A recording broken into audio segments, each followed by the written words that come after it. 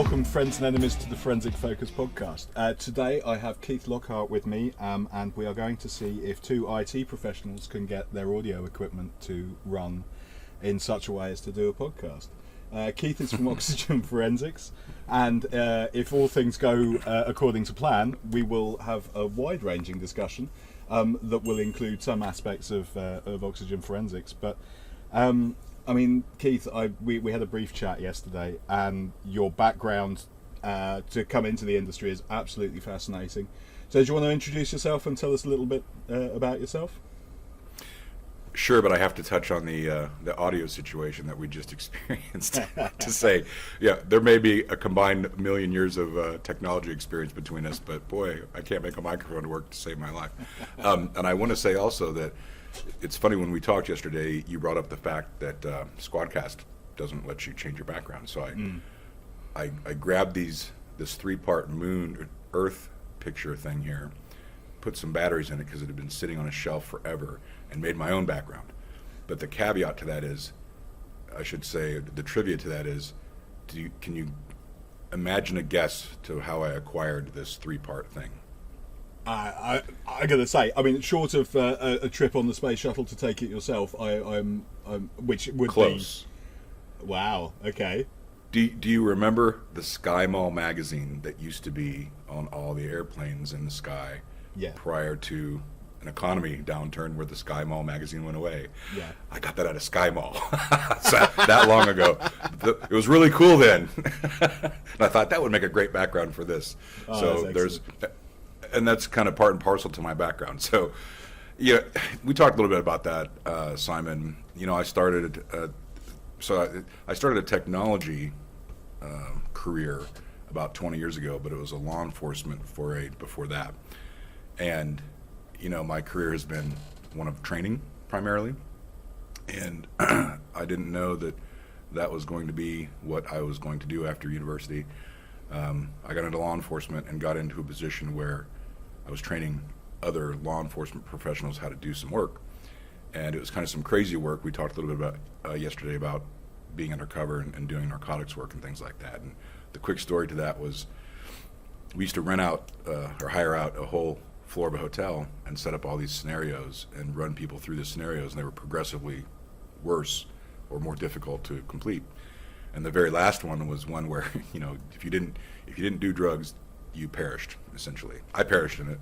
But teaching people how to work through that, and watching adults that are usually in control of things, and, you know, I don't need to know that, I know everything, you know, have to rethink their entire position on life to make it through that. I think this is really interestingly fun to do this.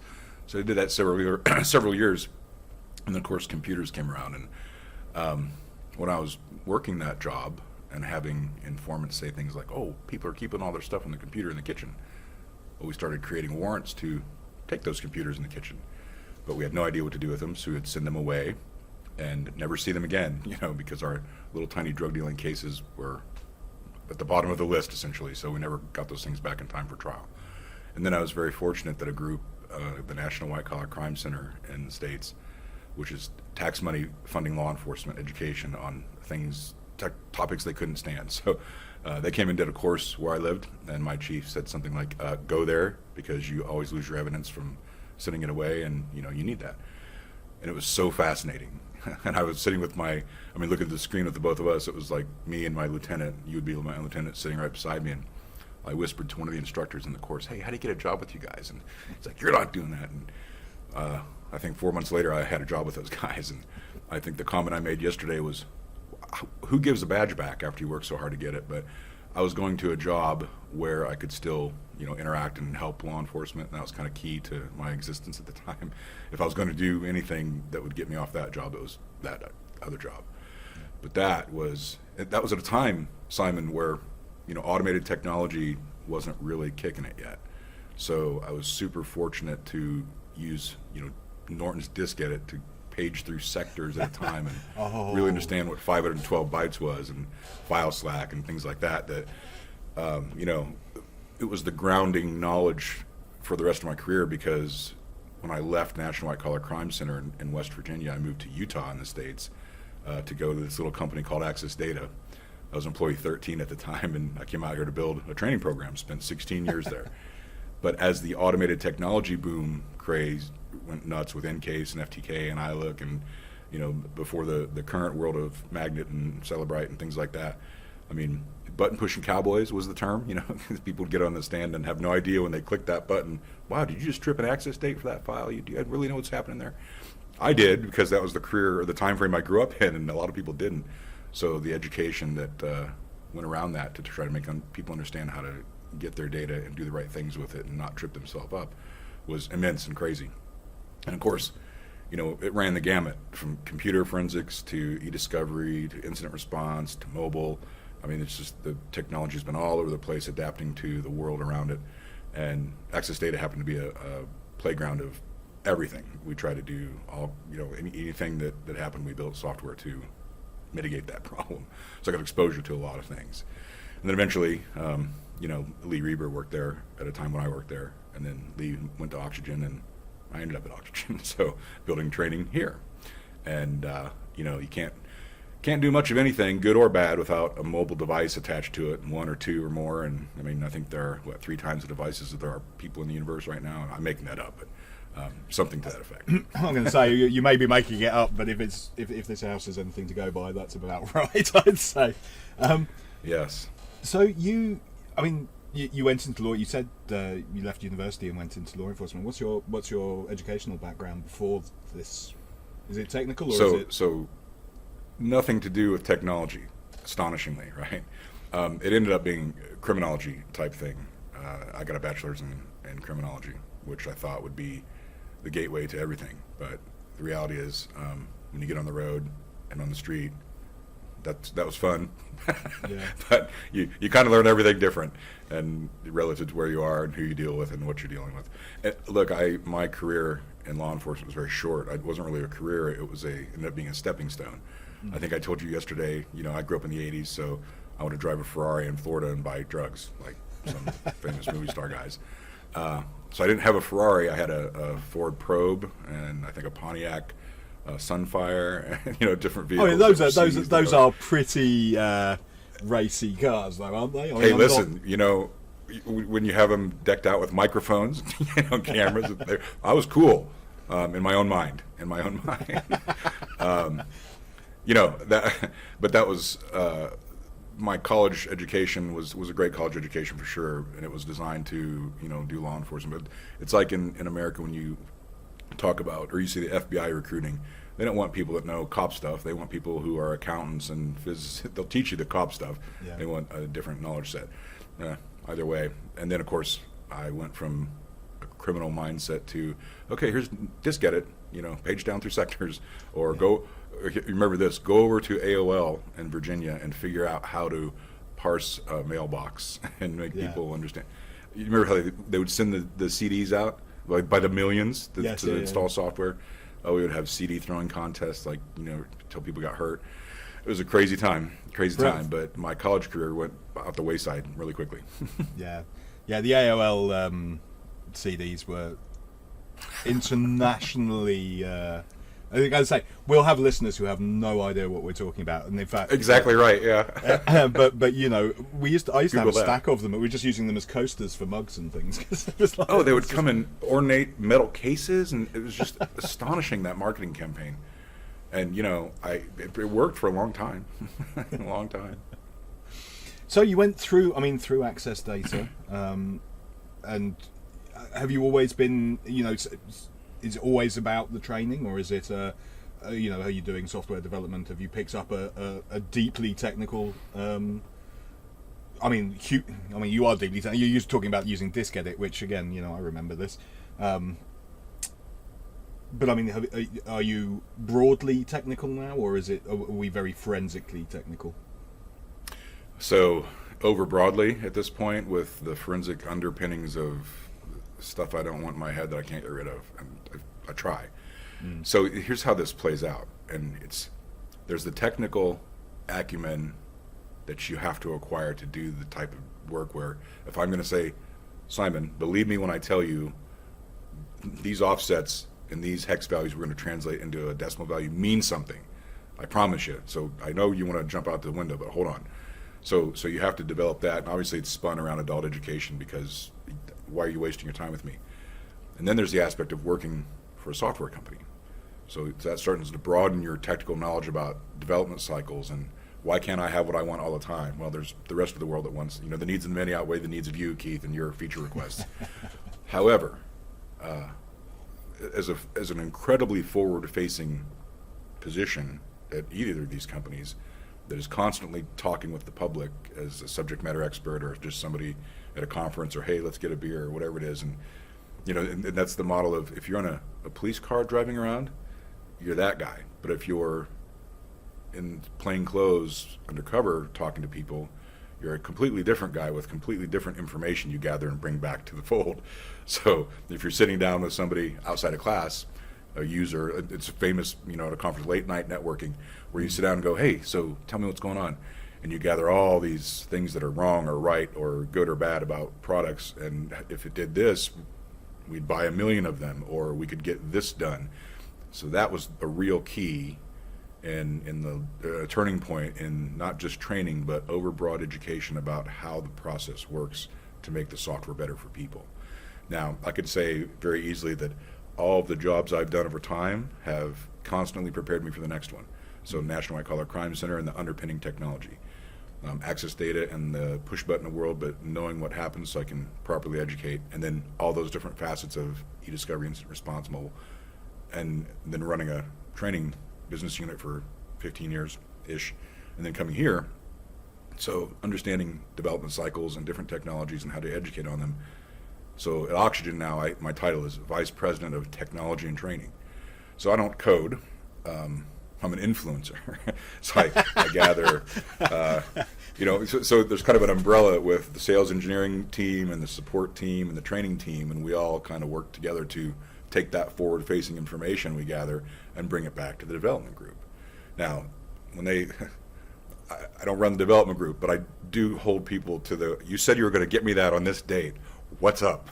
And then I have to fall back on, oh yeah, I get it. Okay, well, we found this, or we found this, or we found this. So we just recently added some new quality assurance people on the team, so we can, make sure things are going out the door as best they can go out. But it's really interesting. So I guess at this stage of my, what was it, waxing or waning? Where am I in my timeline of life? I can never remember which one's which anyway. So yeah, whichever. You're smarter than a seventh grader. My daughter and I just did that last year. However, I'm more technology oriented now than training, and I've got a great training team here that takes care of. They go do their thing, and if they need, anything from me in that regard, I'll certainly help.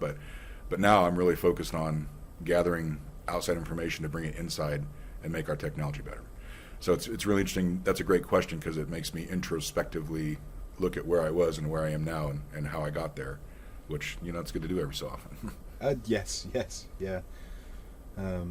I get the impression that your background in subtle interrogation has gotten you a long way in getting information out of customers.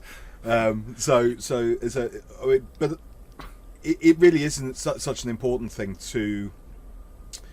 for a company to actually move with the times and deliver what it is that clients want, as opposed to, unless you're Microsoft, who can deliver whatever the hell they want and they will have to live with it. That's right. If you aren't delivering what the customer needs, then you're not going to succeed. So for you, that must be fantastic.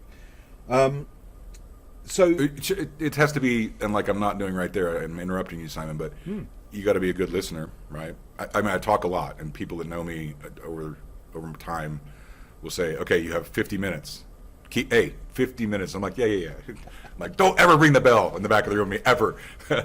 But so there's that aspect of it. But if you can properly manage I'll listen really well and talk a whole lot to the right people, not the wrong people, meaning the development people. That works. That's a great model.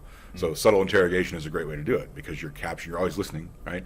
You hear clear across the room, somebody will say something about the tool you're working on. You're like, I got to go. And you run over there. Hey, what are you guys doing? I heard you. Tell me about that. So yeah, excellent point. Subtle interrogation. I'm going to start using that myself.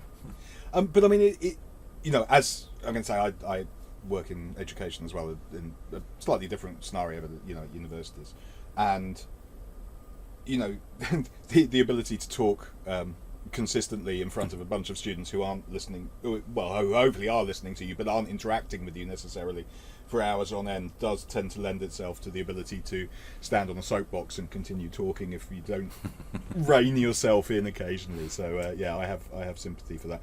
But it is an important skill in training, and in that regard, you know, how did you find the transition to training? I mean, you went from criminology to being a police officer, which, okay, in your particular role involved dealing with people a lot. I mean, every police officer deals with people a lot, but in perhaps a slightly more psychologically proactive way to make sure that they didn't take you out the back and shoot you. So how did you find the transition into training? Did you train in training, or did you just or were you thrown in at the deep end and learnt it like some of us? No, that's a great point and a great question. So the transition point was doing those scenarios where I realized helping people understand something was a good feeling. I mean, it was oh wow, I'll sleep better tonight because I showed Simon how to survive that. That's really cool. So in the back of my mind, I was like, I'd like to do that. So every time that opportunity came up, I would go participate in that. So then when I went to the computer crime specialist job, which is what that was called, make no mistake, it was terrifying the first year, you know, to sit down, because here's the scenario. You had all these law enforcement professionals brought into a location and forced, I mean, 95% of them were forced to be there because they were coming across computer crimes and they had to deal with something happened, and you know, we would call it the APE case, an acute political emergency, and nobody knew what to do. So somebody's going to learn what to do. And you're saying, here's this thing called disk edit. You want to throw up this morning? Let's go reconstruct a master file or master boot record. And people just, you know, they threaten us, you know. And it was a 5-day event, and oh gosh, we'd dress up in a suit on the first day. But even today, if I'm so complacent that I'm not a little bit terrified if I'm going to go speak somewhere, then I probably shouldn't be doing it anymore, right? There is that aspect of it, because you got to stay on your toes. I literally sat here last night for an hour setting everything up because I want to have a good time with you.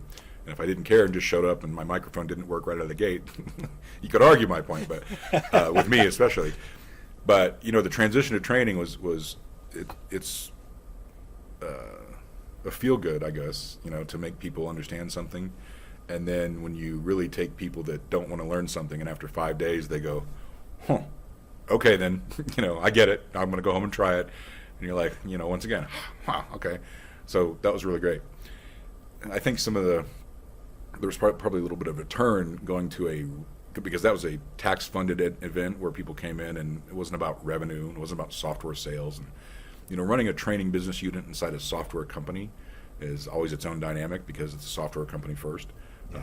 Obviously, I want to make sure everybody knows how to use it and get the best bang for their buck, and that's the primary mission statement of any kind of training business unit inside a software company. But when sales of things get involved, I never did sales, and I would never want to do sales because I would always educate you for free given the choice, you know, which is probably a point I want to talk about before we part ways today. But that took a little bit of a different twist, so I had to adapt everything I knew and liked about educating adults in technology to educating adults in technology for a fee. You know, as a company would say, well, yeah, we got to charge people for that, so make it work, make that model work. So, you know, it's kind of well, then let me add this third thing into it that has nothing to do with your question. There's a philanthropic side of this, because when I start having to, you know, do things for a fee, somewhere in my mind, I have to reconcile that. So that you've heard of IACIS, the International Association of Computer Investigative Specialists, right? So I spent 10 years putting time back into the industry as a volunteer for that. I mean, being a row coach, you know, coaching a table of 4 or 5 people for 2 weeks in the BCFE class, and then, gosh, I was director of training on the board for a while. I was president for a while there. So while I was being forced into a revenue model world, I could still do that I still got my fill of feel good by volunteering in a law enforcement education capacity all over the world. At the time I was in the 10 years I think I spent with IASIS doing full-time stuff. So, you know, it's a transition in, it's a transition out, it's a transition around, and you're always trying to make all the ends meet when you're still doing the same thing. So, I mean, I think philanthropy is a you brought it up, and I'm glad to hear it. I mean, I think everybody. I was going to say this with my slightly liberal tendencies coming out, but I think everybody should give back to the communities that they're a part of, and how you do that is up to you. Whether it's picking up litter on the street or dealing into a major society like that, it's a very different thing. But the attitude quite often in forensics is that there's inside and then there's everybody else, and we quite often feel that by gatekeeping the knowledge that we have, we're making the world a better place. What do you think about that? I'll tell you exactly what I think about that. It's a great point. So there was a time when I was exactly that, right? And that was probably more fresh out of the early law enforcement influenced life to there was a point when we had a client, a customer, that was not law enforcement and not corporate, but defense. So I pondered that, and swallowed that pill. And here's why. When I finally came to my conclusion, I swallowed that pill and forced other people to swallow it too. And just it's like take the red pill or the blue pill, either one. Because if you don't gatekeep that knowledge and you share it willingly, here's what happens. If Simon's the bad guy and I'm the prosecutorial side and I share everything freely with the defense, and the defense reads it, discovery is what we call it here, and the defense looks at it and goes, and they've had the education to understand what I'm giving them. That's the key. They look at it for about 3 minutes and say, all right, forget it. Simon, we plead, we admit. And that saves everybody time, money, effort, and life is just better. Maybe not for you as the bad, but the bad person. But when you educate both sides, and life is just better like that.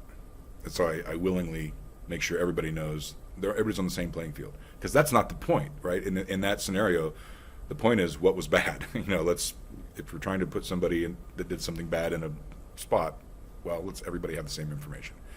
So that education is key to that, because if they don't understand what that information is, oh yeah, I've got this unallocated space, and they're going, yeah, okay, I guess I got to go find an expert of my own. Well, that just derails the process. So I teach everybody the same, freely.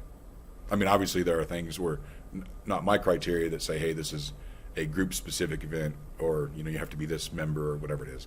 Yeah. But I don't gatekeep anymore, and the teams I build don't gatekeep anymore for that very reason. That makes sense? Yeah, absolutely. And as a defense expert, I totally laud it. I mean, I think it's an interesting one, and I'll get on my soapbox for a bit. But in this country and in America, it's we talk about it, the court system being an adversarial system, and people take the adversarial bit, but forget what the court is there to do is actually just find the truth and to exactly deal with it. Right, and actually, we're both trying to do that. It's just that we're being paid by different people, but ultimately, actually, the job is exactly the same. The duty is to the court. We stand up and tell the truth, the whole truth, and nothing but the truth. I assume you have a similar, if not identical, oath in the dock. So, in addition to, I'm not here to render an opinion. In my experience and my findings, here's what I found. Decide what you want on that. So that's very similar, very similar. So, I mean, seeing as you are now with Oxygen and you're listening to the requirements of the clients, what's Oxygen bringing to us that is, delivering on what we need? So, it's funny. While I have the moon and the earth in the background, I do have my gratuitous plug when my. I don't have it here with me because I'm drinking coffee and I use the bottle, but actually, it's the best free gift I've gotten out of a stand at a conference. Was a beautiful, exactly that colour, but water bottle, but metal, gorgeous. Yeah, very, very. It looks happy. like almost like a bowling pin, a miniature bowling pin. Yeah. Right? Yes, I love that. I have one upstairs. Yeah, yeah, they are. But here's the problem, and the company will be mad at me for this because I complained. I had an old ceramic mug that the logo had worn off of, and I said, listen, I'm just going to leave the company if I don't get a new mug, okay? So for Christmas, I got this new mug. It's one of those Arctic ones. Beautiful. But the problem with this is, like I said to you yesterday for a minute, there'll be days when I'll set my coffee down, 4 hours later, I look at it, it's ice cold, and I would go put it in the microwave or something, heat it up. No. Can't do it. So I'm like, this looks really cool. But the functionality, so yeah, we have to find a way listening to edit users, that out of our that's recording. what it So let me talk a minute about training and pain points, because like you said, we're doing the gathering the feedback and getting the right locations. But one of the points we brought up yesterday in our short conversation was when economies go bad, the first things that go are training and travel money, and that's a problem for my feel-good lifestyle because I can't. It makes it harder for me to educate you. And even prior to COVID, when the first big economic downturn happened, we initiated remote training back at Access Data, and it's ironic because our very first attempt at it was from Utah to Australia. And I can remember leaving, I won't rat him out, but I can remember leaving a great guy with one of those big bucket carafes of Starbucks at about 5 p.m. in this training venue and saying, all right, buddy, go do it. And I went home and I logged into the same training session and said, hey, everybody, here, have a blast with this person. And I think I was probably rude enough to go, guess what I just did? And you guys are going to be up all night. Okay, see you later. But it worked. And that was the predecessor to, it got so bad during that economic time that's probably the only reason you and I are still sitting here having this conversation today is we adapted to those pain points. And I think I made the joke yesterday that once people realize they can sit around with a bottle of wine in their nightgown and pajamas and take class, we don't enforce a camera rule, but you don't have to travel. You stay home, you don't spend the money, and the time you do it. It's much more pain point addressable. So that was a huge revolution in my training career to divest our delivery methodology from just, okay, everybody fly and meet somewhere and we'll spend all this time together. It just wasn't feasible like that anymore, so we adapted or pivoted, take your pick of words there. But then it became, the learning management system style, on demand, where, I don't have time for your calendar. And when the e-discovery world came around and a lot of attorneys got involved, they don't have any time for anything except what they have time for in their own life. Well, when you're trying to learn review technology and, you're trying to redact things electronically instead of paper and then scanning, the world of scanned documents. That whole... overcoming humps like that and making it so people could actually still get education on their own time was, okay, let's make I won't rat her out, but a great friend of mine once introduced me to the term knowledge nugget. Here's a little 5-minute thing on redaction, or a little 5-minute thing on bait stamping, or a little 5-minute thing on creating a matter. And you could go watch those in the learning management system whenever you wanted, instead of having to afford a time for class and sit down with somebody and you could just go get what you need, and it became an incredible method to acquire knowledge.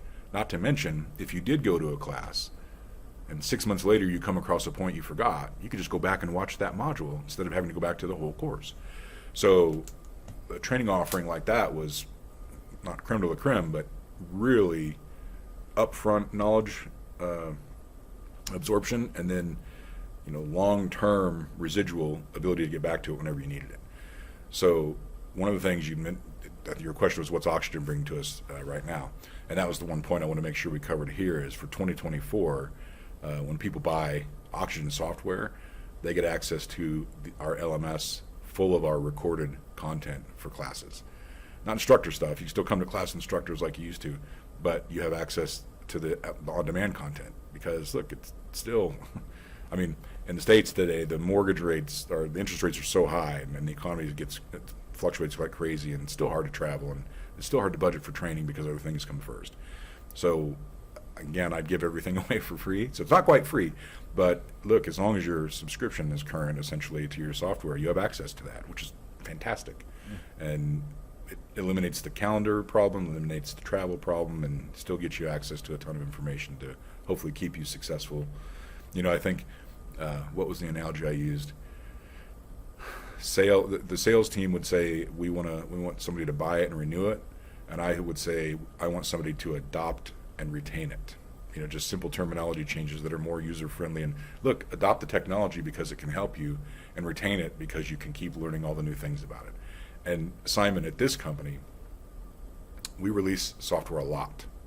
If it's a mobile focused company, we have to. We're not keeping up with the Joneses, and we're doing you a disservice as compared to like an Access Data world where we used to like release FTK 4 times a year, so people would once a quarter or try to, so subscription holders would feel like they're getting their money out of it. But there's no way we could not. I mean, it has to be more here because applications and firmwares and devices and methodologies, we're always updating things. So what better way to get information to you is here's a new knowledge nugget, here's a new nugget, new video, let's get it up there so Simon can go get the latest and greatest info. So it's a long answer to a short question, but it's a great conversation for 2024. Yeah, it's a good answer to a question. I think so. I mean, you're not replacing your instructor-led courses with this. How do you see them sitting together? Are they? So is there a direct? No. There's still people that are like, yeah, the heck with that. Come down to our place. We're not coming to headquarters. We're not watching those. No, come do it in person for us. Okay. I mean, people still buy those just like before. I mean, everybody's learning style is different for sure. Yeah, absolutely. And there are some courses like we have a course called Extraction in a Box. Right. Oh, hold on. Forget where I am and I could do this. Right. We ship out a kit full of phones. Right.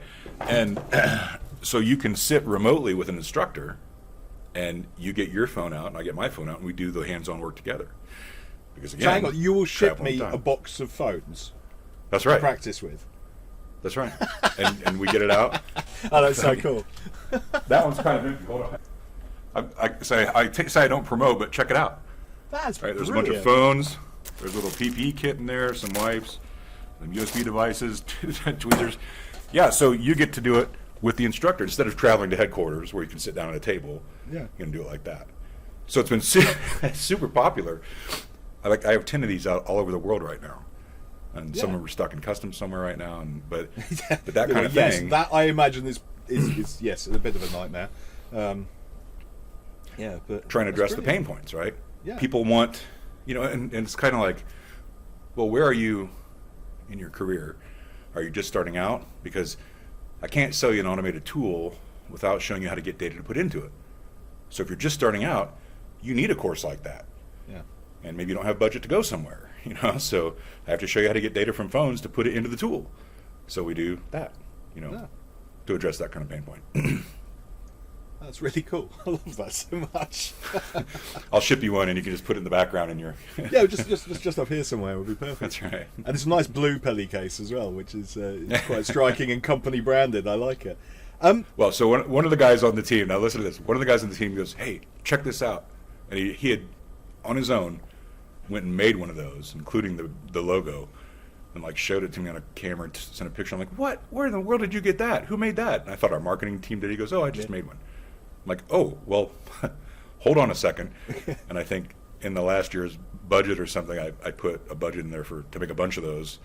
And people were just going, what in the world? Because we used to ship little cardboard boxes, right? Yeah. And I think the guys on the team were like, yeah, okay, Keith, you need to step it up a little bit. We're going to step it up for you. And they made that. So now we have a whole new game going. So the evolution of the XIB world has been great. That's so cool. So I'm just gonna go back to something you said earlier, and your role has changed. So with the advent of online courses and the ability to ship people phones in the box, and the knowledge nuggets being continuously available online, has that been detrimental in your ability to get customer feedback in the water cooler coffee collection hallway scenario that we see in in-person training and at conferences and stuff like that? Not that I've seen, and we meet regularly to deliver feedback from the field, and I'm not seeing any change at all from that, because you'll still get the comment. And I mean, you look at the chat transcript of a daily, we use Vonage for that, I think, right now, and just the questions and the things that come in there. I mean, every so often you get a class of people that don't say a word, So then you got to put on your, say some words, Simon. If you don't speak now, I'm going to kick you out of class, and you're not going to get your continuing education credits, and you're not going to get a certificate. Speak. So sometimes that happens. But, I mean, the same people that would be at the water cooler would be in this event, and they're the same way. Like, hold on, put that in the chat. We'll do it on a break. Or let's, at lunchtime, we'll come back a little early, we'll work on it together. So all that still occurs. Good, Just different medium of communication. Because it was something that we were talking about in the show earlier was to do with whether online conferences were as good or as valuable as in-person conferences. Because actually, going and listening to a speaker is great, but actually it's a lot of the interaction that you have with your fellow conference goers that is valuable in those scenarios. And I think the online conferences haven't quite got it right yet, but I think the online classes seem to be a better bet. Distinct difference. I'm glad you bring that up, because conference is totally different. When you have an en masse group of people and they're doing their phones or talking to each other, just watching somebody on the screen as a talking head, completely different environment for feedback, especially, versus a dedicated classroom environment. It's still remote. Everybody's we don't enforce cameras, but everybody's in the same room. You get to know each other after a few days of and we still get the same feedback in a classroom environment. But a conference, I agree with you, having done several, especially during COVID when that really came to light and everybody started doing that. I mean, it's easy to post a bunch of events, a bunch of time slots, but people that show up or don't show up, man, much rather be there in person. And somewhere probably 10 years ago, I think the model was, look, unless you get me on a stage, I'm not going. Which that's my own issue. But look, if I'm going to go somewhere, I want to talk to people and show them things that can make their day better, for Pete's sake. So yes, I can stand at a booth and talk to people there, but that's not the most effective use of my. Yeah, I think it's interesting because along with as you said, training gets cut, but travel budgets get cut, conference budgets get cut. So I think there needs to be a shift in the way the conferences are presented in order to enable this break room kind of discussion, because the advantages of doing online conferences are exactly the same as the advantages of doing online training. You can bring trainers from all over the world, you can bring conference speakers from all over the world, you can get your class from the entire world, and then you can deliver it at will, which is a thing. But yeah, the interactions are different. In regard to sort of delivering to the entire world, I mean, Oxygen is an American company. It is an American company, isn't it? Yes. Forensic Inc. Are you delivering entirely in English, or is there some foreign language provision for delivery? So we have, from a training perspective, so the tool translates into several languages that we don't have the immediate bandwidth without hiring some contract translation. So I mean, we can do any language by simply hiring the translation, and that extends the length of the course a little bit, because I'll say something, you'll translate it, the class will feedback, right? Versus just the two-way street, it becomes a multi-directional conversation. So we can do that, but we have employees that do 1, 2, 3, 4 different languages just natively, and we can contract translation anywhere else. Brilliant. So what are those 4 languages? English, Spanish, French? Well, I don't want to be biased and make anybody mad at me. Well, why don't you have this language? Well, so let me say this. Part of the job of running a training unit is building an effective contract training program around the world with our partners, right? So we have, without even contracting translation, we have many languages covered just because of the regionality of the partnerships, and that includes, so if you're going to be a CTP, that would mean you would have to come to education from the mothership and then be certified in the tool. And so you do a train the trainer event with us, which is going to the course, but then spending a little extra time learning all the instructor nuances, like, hey, Simon, here are the 100 questions that everybody asks all the time that you need to have background on. Here's how we deal with this. Or look at software. There are some bugs in it. I mean, any software, we don't want showstoppers, but here's what's going on right now. And just to prepare you to deliver solid education. And then if you're certified, we stamp you as an OFCI, an Oxygen Forensic Certified Instructor. and then you can represent us and sell your own classes anywhere in the world like that. So we routinely tap that group, hey, we need this type of thing, or do it yourself in that language, and that fills in most of the gaps. And it's funny because when we talk about this on-demand system for 2024, we had a great partner conversation around that, and they're like, well, okay, can you make it all in different languages? I'm like, oh my gosh, don't know if I have that bandwidth. We may subtitle, the English ones in different languages. Help us with that.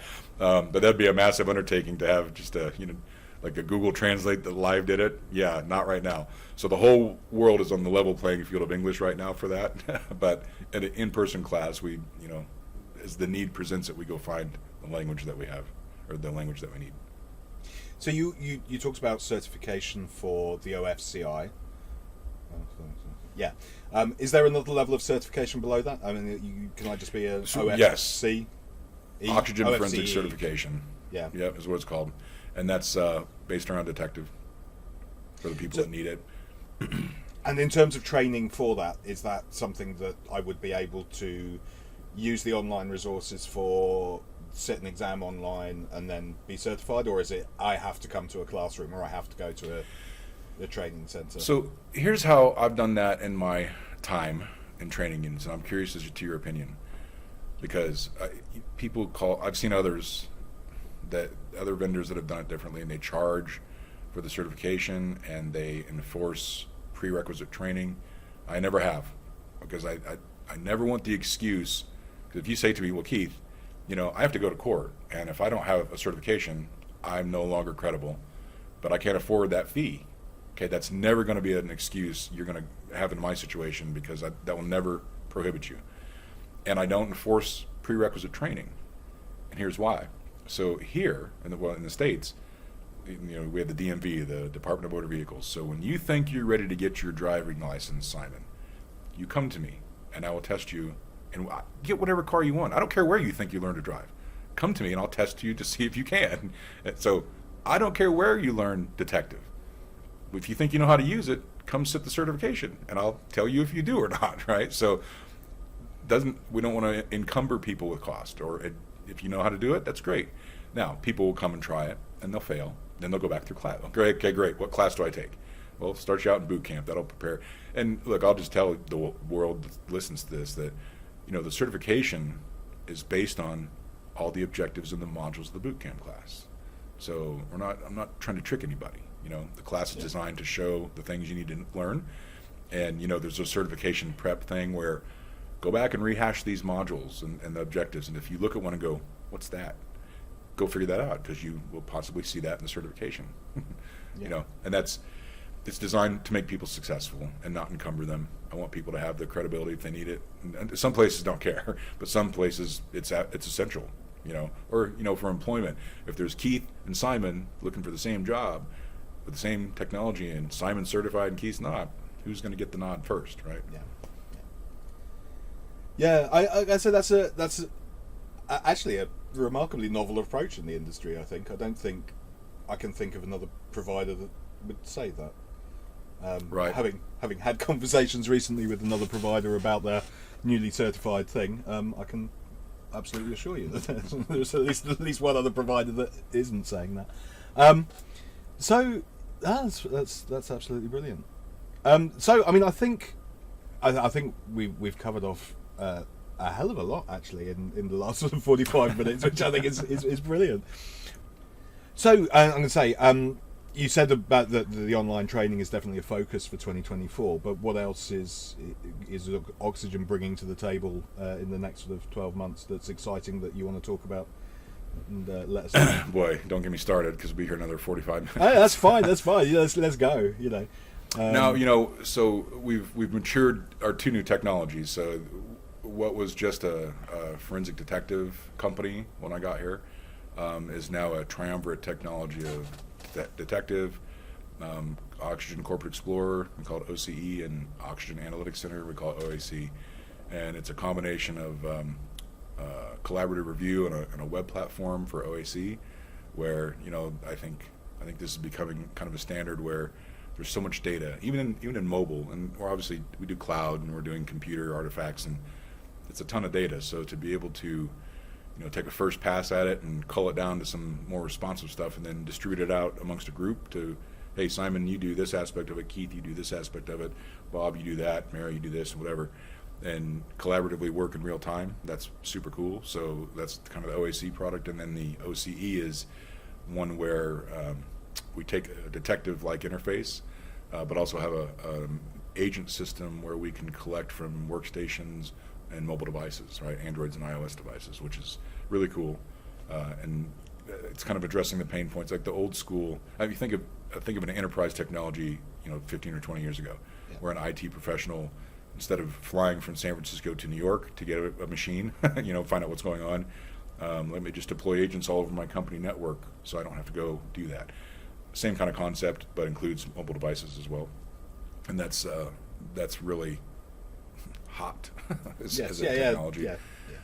Yeah, so that's the two new things that are in front of Oxygen users anyway for 2024 that are really where they need to be, and we're, from an LMS perspective, right, and education, the training team has their work cut out for them.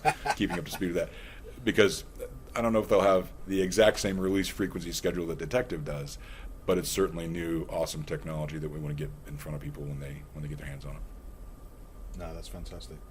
Yeah, I'm going to say the corporate space is it's not where I primarily operate, but through Forensic Focus, it's been fascinating to see the way that's been building out over time. And to a certain extent, it's a bit funny for me because I started off as a Unix systems administrator, so I was dealing with Unix systems, and I could connect to any Unix system, find out everything I ever wanted to know about it. 25 years ago, this was not a problem, and all of a sudden, Windows has caught up that this might be a good idea. But there you go. Well, it's funny, Simon, because there are people in my groups now that are, look, if you don't give me a command line, I'm quitting. If I can't work at a command line interface, I'm like, okay. But a lot of the corporate space that becomes clientele for our vendor world, not just Oxygen, but anybody that's in this industry side, a lot of it comes from the law enforcement world. They take an investigative mindset, they retire out of that, and the corporation's like, oh yeah, come do that here for us. So, different but same, right? Yeah. They have, just like we would say, if I talk to a law enforcement environment, it's a case, it's a target or a suspect, and it's a crime. And if I'm talking to a e-discovery group, it's a matter, it's a custodian, it's an its terminology changes maybe, but largely the same conversation. We're trying to find things that make a case. The actors are still the same, just different. Yeah, right, exactly. A lot of that, it stays the same. Yeah. Just rewrite the training slightly with the same as the Google Translate again, isn't it? Yep, there you go. Oh, fantastic. So, I mean, I don't know when this podcast will ultimately come out, but just like to say, it will probably come out next year, and this will sound totally anachronistic. But thank you very much for joining us. We'd like to wish you, a Merry Christmas and a Happy New Year, which, when this comes out in mid-February, will be brilliant. And just thank you so much for coming along. What will be then? Here we will have had Valentine's Day, and I think what else will be coming up by then. So. We can future-proof ourselves by. I hope you're looking forward to Easter. Yes, there we go. Perfect. So anyway, thank you very much for joining us.